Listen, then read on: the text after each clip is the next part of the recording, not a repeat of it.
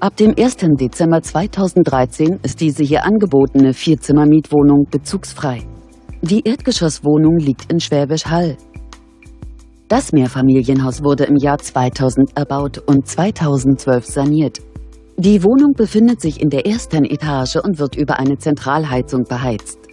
Das Objekt verfügt über 3 Schlafzimmer, ein Badezimmer, eine Gästetoilette, eine Einbauküche, einen Keller und einen Garagenparkplatz. Die Ausstattung entspricht einem gehobenen Standard.